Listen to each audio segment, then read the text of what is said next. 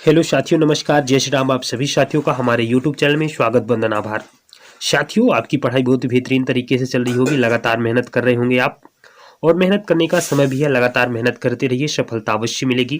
साथियों, स्ट्रेटजी और प्लानिंग के बारे में भी थोड़ा सा डिस्कस कर लेते हैं। आखिरकार परीक्षाओं में सफलता हमें कैसे मिलती है, आखिरकार हमें क्या करना चाहिए अंतिम दिनों में कि जिससे हम ज़्यादा से ज़्यादा एग्जाम में स्कोर कर सके। साथियों, सबसे बड़ी बात होती है टाइम मैनेजमेंट की, इसलिए डेली एक मॉक टेस्ट देते रहिए। मॉक टेस्ट आपको दिनों दिन आपको बेहतर बनाते जाएंगे। आपसे आए या ना आए, आपकी जितनी भी तैयारी हुई हो, लेकिन आपको मॉक टेस्ट देते हुए रहना है।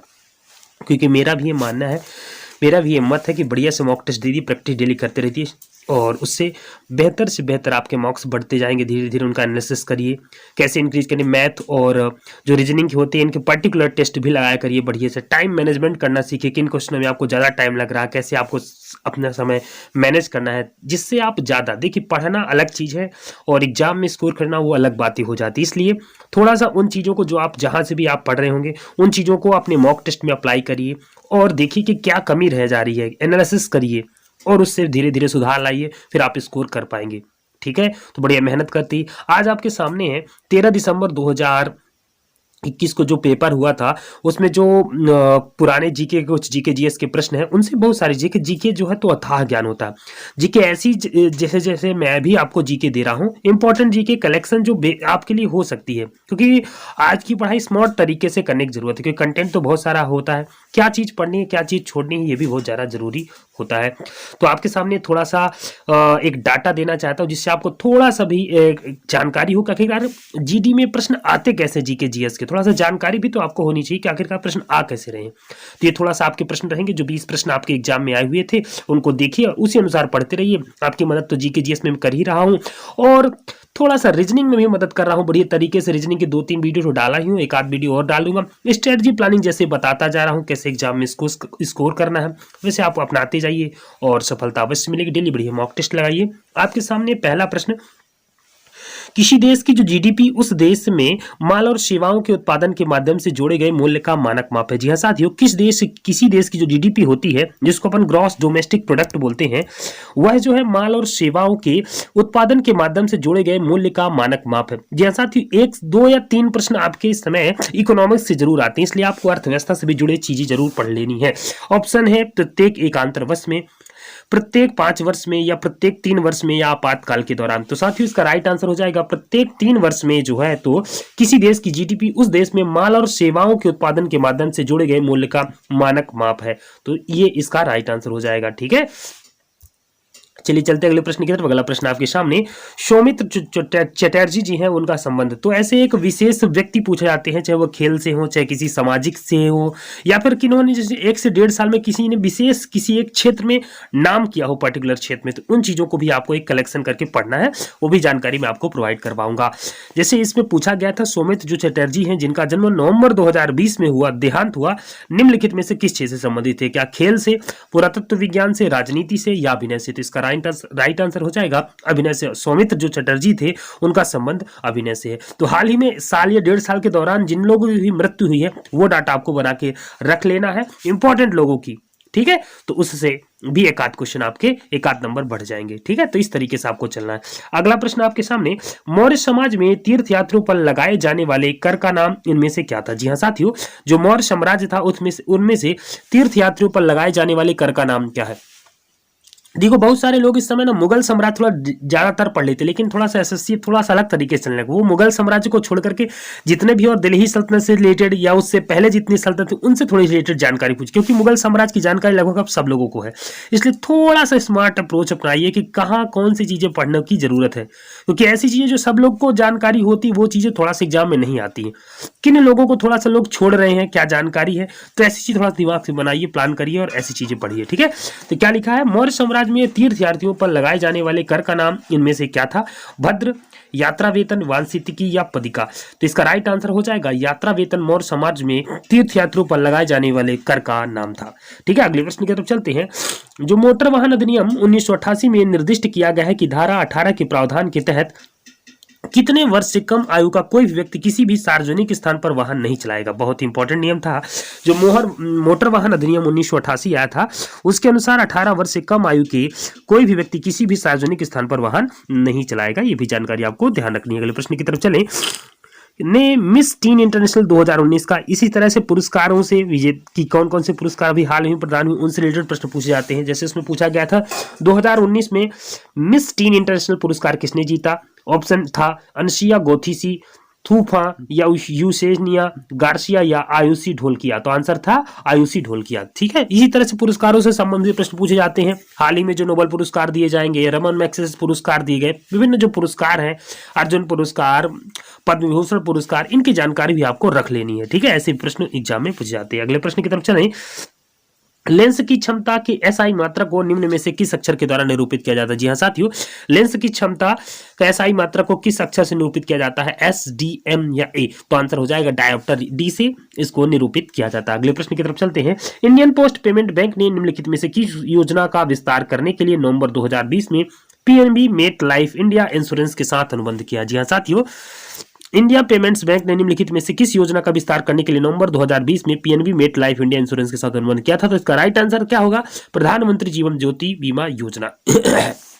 ये करंट अफेयर से रिलेटेड प्रश्न थे, इनको मैं थोड़ा ज्यादा विस्तार से, क्योंकि अपने लिए ज्यादा जरूरी नहीं है, अपने लिए थोड़ा सा ये जानकारी जरूरी थी कि क्या ऐसी चीजें आने वाली है जो एग्जाम में कैसे, क्योंकि करंट अफेयर्स के क्वेश्चन 2 या 3 आ रहे हैं, देख लिए आपने, अभी अभी 2-3 क्वेश्चन आ गए। तो ऐसे 3 से 4 क्वेश्चन तो करंट अफेयर से रिलेटेड चीजें ही आती हैं, क्योंकि जिनको हम स्टैटिक जीके में रखते हैं।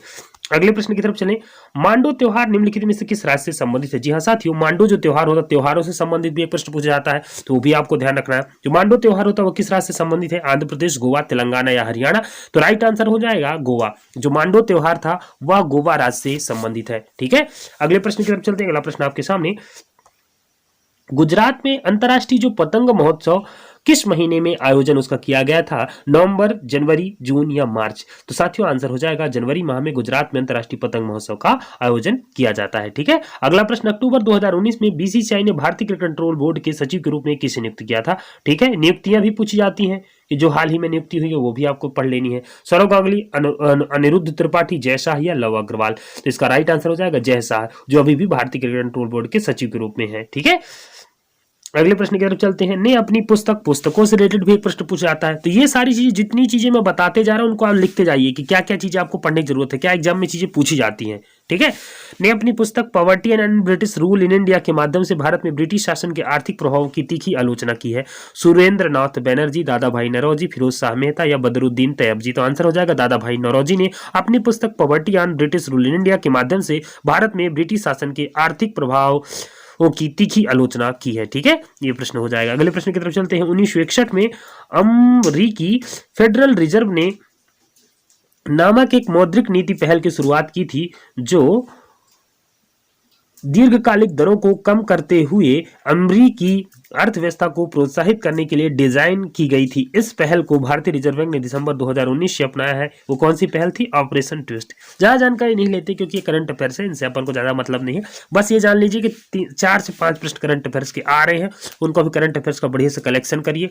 करंट अफेयर से रिलेटेड भी आपको वीडियो प्रोवाइड करवा देगी, इसलिए भी नहीं प्रोवाइड करवा रहा हूँ कि ताजा ताजा जैसे ही थोड़ा सा और एग्जाम के नजदीक अपन पहुंचेंगे तो बढ़िया से वीडियो लाएंगे जिससे आपके दिमाग में चीजें बन जाए। ठीक है, मैथ, रीजनिंग और हिंदी में बढ़िया से स्कोर करने की प्रयास करिए, क्योंकि जीके तो अथाह है, जो आ जाए वो बढ़िया प्लस पॉइंट है, बट मैथ, रीजनिंग और हिंदी में बढ़िया से स्कोर करने का प्रयास करिए, क्योंकि वही स्कोर आपको अच्छा ले जाएंगे, आपके मार्क्स जो होंगे वो इंक्रीज करेंगे। अगला प्रश्न आपके सामने। निम्नलिखित में से कौन सा ऊर्जा के एक पारंपरिक जो है तो स्रोत होता है, कोयला, ज्वारी, भूतापी या सौर। राइट आंसर हो जाएगा कोयला एक पारंपरिक स्रोत होता है। जो स्रोत नष्ट हो रहे हैं, जिनको फिर से उसी रूप में नहीं लाया जा सकता, वो पारंपरिक स्रोत कहलाते हैं। ठीक है, तो कोयला हो जाएगा। अगला प्रश्न आपके सामने।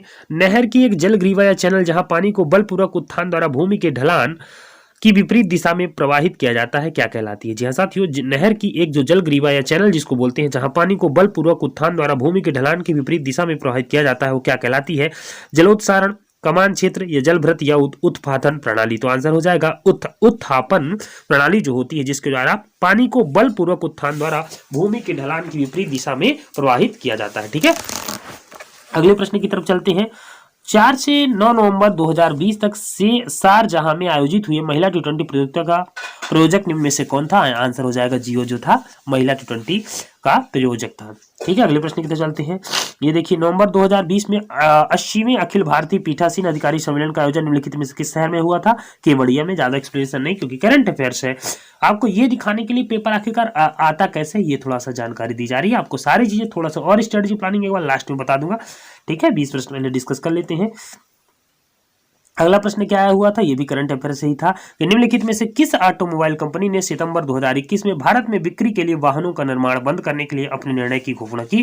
तो आंसर हो जाएगा फोर्ड मोटर कंपनी ने। ठीक है, अगले प्रश्न की तरफ चलते। किस श्रेणी को ऊपर एशिया की ऋण के रूप में जाना जाता है? कौन सी ऐसी श्रेणी है जो ऊपरी एशिया की ऋण के रूप में जानी जाती है? लद्दाख श्रेणी, कैलाश श्रेणी, या काराकोरम श्रेणी, या जस्कर श्रेणी? तो आंसर हो जाएगा काराकोरम जो श्रेणी है वह ऊपरी एशिया की ऋण के रूप में भी जानी जाती है। अगला प्रश्न, बाबर ने निम्न में से किस वर्ष दिल्ली के सुल्तान को हराकर दिल्ली और आगरा पर कब्जा कर लिया था? इसका राइट आंसर हो जाएगा 1524, 1526, 1522 या 1528। तो बाबर ने निम्नलिखित वर्ष में दिल्ली के सुल्तान को हराकर दिल्ली और आगरा पर कब्जा किया था। आंसर हो जाएगा 1526 ईस्वी में। अगला प्रश्न, 31 अगस्त 2020 तक प्राप्त जानकारी के अनुसार निम्न में से किस रेलवे स्टेशन को भारतीय खाद्य सुरक्षा एवं मानक प्राधिकरण द्वारा 5 स्टार ईट राइट स्टेशन प्रमाण प्रदान नहीं किया गया? आंसर होगा अहमदाबाद रेलवे स्टेशन। तो थोड़ा सा आप देखिए जानकारी की, ये एक प्रश्न यहां से आया करंट अफेयर से, 20वां प्रश्न था। ठीक है, अगला प्रश्न, ये 20वां प्रश्न तो है ही है, एक ये हो जाएगा, एक यहां से आया करंट अफेयर से रिलेटेड से संबंधित प्रश्न था। दूसरा प्रश्न, ये 2 प्रश्न यहां से, और आगे देख, तीसरा प्रश्न ये करंट अफेयर से, चौथा प्रश्न ये भी करंट अफेयर से ही रिलेटेड, थोड़ा स्टैटिक जीके, तो 4 प्रश्न यहाँ से ही हो गए। ठीक है, अगला प्रश्न यदि बात करूँ तो अगला प्रश्न क्या हो जाएगा, उससे भी रिलेटेड ये हो जाएगा, पार्ट चौथा हो गया, 5वां हो गया यहाँ से, और ये 6ठा प्रश्न हो गया करंट अफेयर से। लगभग 6 से 7 प्रश्न सूची आ रहे, तो करंट अफेयर्स भी आपको बहुत मजबूत करने की जरूरत है। करंट अफेयर्स भी अच्छे से ध्यान देते हुए पढ़िए। ठीक है, त्योहारों से रिलेटेड ये भी देख लीजिए, एक 7वां प्रश्न आ गया। ठीक है, अगला देखो, ये 8वां प्रश्न आ गया, वो भी करंट अफेयर से रिलेटेड है, पुरस्कार सम्मान। तो ठीक है, 8वां प्रश्न यहाँ से आ गया, और ये 8वां उसी समय जो नियम आया हुआ था, ये भी लगभग एक तरह से आप मानिए करंट अफेयर, मतलब स्टैटिक जीके भी करंट अफेयर से जुड़ी जा रही है, तो ये भी हो जाएगा 8वां। और यदि अगले प्रश्न की बात करें तो ये भी उसी से हो जाएगा, 9वां प्रश्न। मतलब आधे से अधिक क्वेश्चन स्टैटिक जीके जो भी बनाई जा रही है वो करंट अफेयर से, करंट की मतलब 1 से 1.5 साल की जो घटनाएं हुई उनके आधार पर बनाई जा रही, तो ऐसे कलेक्शन करने की जरूरत है। इसी तरह से प्लानिंग बनाइए, स्ट्रेटजी बनाइए, उस आधार पर मेहनत करिए, मतलब स्मार्ट अप्रोच अपनाइए, तब सफलता मिलेगी। ठीक है, लगातार मेहनत करते ही सफलता अवश्य मिलेगी। जय जय श्री राम।